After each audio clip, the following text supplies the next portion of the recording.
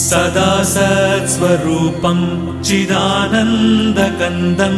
जगत्सम्भवस्थानसंहारहेतुं स्वभक्तेच्छया मानुषं दर्शयन्तम् नमामीश्वरं सद्गुरुं साईनाथं नमामीश्वरं सद्गुरुं साईनाथम् भवद्ध्वान्तविध्वंसमार्ताण्डमीड्यं मनोवागतीतं